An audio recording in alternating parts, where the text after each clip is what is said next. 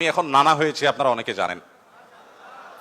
আমার এই বয়সে আমি নানা হয়েছি, এটা অনেকে শুনলে আসমান থেকে নাজিল হওয়ার উপক্রম হয় যে কিভাবে সম্ভব। তো আমি বলি, আমি আমার সংসার জীবন গোছানো শেষ, আমি এবং আমার মিসেস সহ বাকি জীবন আরামের সাথে দেশ বিদেশ যদি ঘুরেও বেড়াই, আল্লাহ বিল্লাহ করে বাকি জীবন কাটিয়ে দিই, আমার কোনো টেনশন নাই, কারণ আমার সংসারের সব সেট আপ করা শেষ। সে সমস্ত মানুষদেরকে দেখে আমার করুণা হয়, মায়া হয়, যারা আর্লি ম্যারেজকে দোষণীয় মনে করে তারা অনেক বেশি দেরি করে তথাকথিত নিজের পায়ে দাঁড়ানোর কথা বলে 30-35 পার হওয়ার পর বিবাহ শাদী করেন। এই মানুষগুলো তাদের ছেলে মেয়ে হইতে হইতে, প্রথম তো আবার ছেলে মেয়ে নেওয়া যাবে না, একটা লম্বা সময় এনজয় করতে হবে, 40-এর পর হয়ে যায় ছেলে মেয়ে হতে হতে। এরপর এই ছেলে পড়ালেখা করে গ্রাজুয়েশন করতে করতে 55-60 চুই হয়ে যায়, ততক্ষণে সংসারের ঘানি টানতে থাকে। আল্লাহ না করুন ছেলেটা যদি অমানুষ হয়, এই বেচারা বৃদ্ধ বয়সে আর যাওয়ার কোনো উপায় নাই। আবার সন্তান তো একটা বা দুইটা বেশি নেওয়া যাবে না, তাহলে তার দুঃখের কোনো শেষ আছে? আর আমার সবকিছু কমপ্লিট।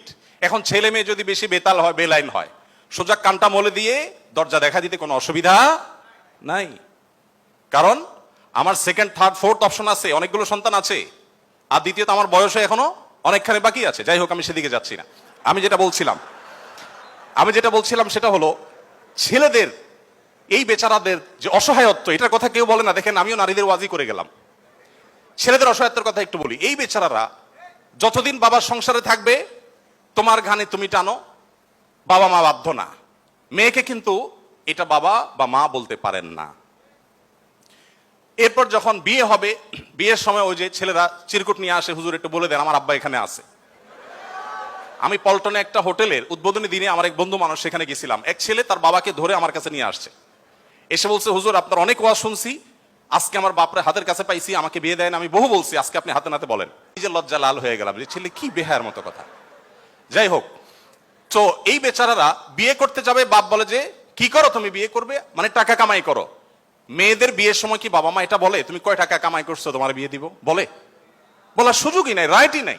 এরপরে বিয়েটা যখন হয়ে যায়, এই বেচারা এতদিন নিজের পেট পালা লাগতো, এখন বউয়ের পেট পালো, ছেলে মেয়ের পেট পালো, অর্থাৎ তাদের রিজিকের ব্যবস্থা করো, তাদের উপার্জনের দায় দায়িত্ব তার। নিজের বাবা মা যদি বৃদ্ধ হয়ে যান, অসহায় হয়ে যান, তাদের দায়িত্ব তার। বাপের বাড়ি যাওয়ার সময় বাজারটা তার করতে হয়, শ্বশুর বাড়ি যাওয়ার সময় মিষ্টির প্যাকেটটার টাকাও তাকে দিতে হয়। শতভাগ খরচ ছেলের, শতভাগ খরচ কার? ছেলের। আর বাপের সম্পদে পাবে হলো 2 টাকা, 2 আনা, আর মেয়ে পাবে 1 টাকা। তার অন্যের খরচ তো দূরের কথা, নিজের খরচই তার উপরে বর্তায় না। ইসলাম কি তাকে কম দিয়েছে না বেশি দিয়েছে? একজনকে 2 টাকা দিয়ে বাজারে পাঠিয়ে বিরাট বড় ফর্দ দেখাই দিয়েছেন, এতগুলো সব তোমাকে আনতে হবে। আরেকজনকে 1 টাকা দিয়ে বললেন যে তুমি শুধুমাত্র এই টাকা দিয়া যা খুশি তা করতে পারো। তাহলে এই 1 টাকা যাকে দেওয়া হয়েছে তার অধিকার কি কম দেওয়া হয়েছে না বেশি দেওয়া হয়েছে? আল্লাহর সাথে পাল্লা দিলে গোল্লা যাওয়া ছাড়া কোনো উপায় থাকে না। যারা নিজের বিবেক দিয়ে আল্লাহ সুবহানাহু ওয়া তাআলার বিচারকে, বিশ্লেষণকে বিচার করতে চায়, তারা আল্লাহর উপরে ওই যে খোদার উপরে খোদাগিরি বলে, যে সে মূর্খতা ছাড়া আর কিছুই করছে না। আমি শ্রদ্ধা রেখে তাদের প্রতি এটা বলতে বাধ্য হলাম।